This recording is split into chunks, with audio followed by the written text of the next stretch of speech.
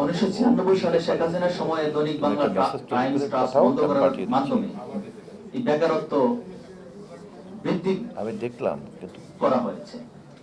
ওইটা একটু গত 15 বছর ওই সিটি পুলিশ শেখ হাসিনার নেতৃত্বাধীন অবৈধ সরকার কোন ডেস্ক সারা দেশে কোন ডেস্কে বলবো আমার দেশ দিনকাল ইসলামিক টিভি দিগন্ত টিভি সহ আমি ডিজি অসংখ্য সংবাদপত্র ওর 3 নাম্বার শতাধিক দিচ্ছি, তুমি আমার সারা দেশে ওকে কল দাও 3 শতাধিক সংবাদপত্র বন্ধ করে দেওয়া হয়েছে। বলো ওকে এর মাধ্যমে ফরেন অ্যাফেয়ার্স মোফার আওয়ামী লীগ সরকার নিজেকে গণতন্ত্র বিরোধী ছবি তুলতে চায় এবং সাংবাদিক বিরোধী সরকার হিসেবে নিজেদের চরিত্র তুলে ধরেছে।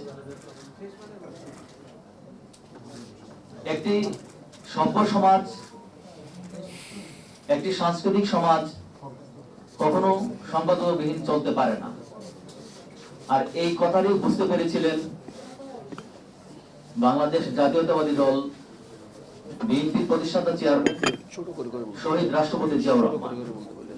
তিনি ক্ষমতাসীন, তিনি রাষ্ট্রের দায়িত্ব নিয়েই সংবাদপত্রের উপর থেকে এসব বিধিনিষেধ বাতিল করেছিলেন, বহুদলীয় গণতন্ত্র প্রতিষ্ঠা করেছিলেন।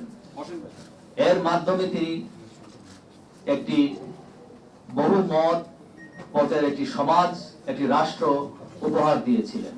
এই জন্যই দেখি তার সময়ে আজকে যেসব ভিত্তির উপর দাঁড়িয়ে বাংলাদেশ দাঁড়িয়ে আছে, এসবের অধিকাংশ প্রতিষ্ঠিত হয়েছে শহীদ রাষ্ট্রপতি জিয়াউর রহমানের আমলে। তিনি সংবাদপত্র, দৈনিক বার্তার মতো আধুনিক সংবাদপত্র রাজশাহী থেকে বের করেছিলেন। তিনি পিআইবি প্রতিষ্ঠা করেছিলেন।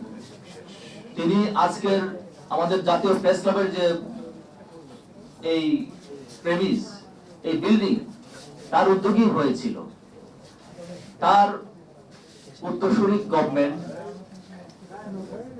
আমাদের গণতন্ত্রের মা বেগম খালেদা জিয়ার নেতৃত্বে যে সরকার প্রতিষ্ঠিত হয়েছিল, তিনিও প্রেস ক্লাবের বাকি জায়গাগুলো সাফ কাফেলা করে দিয়েছিলেন।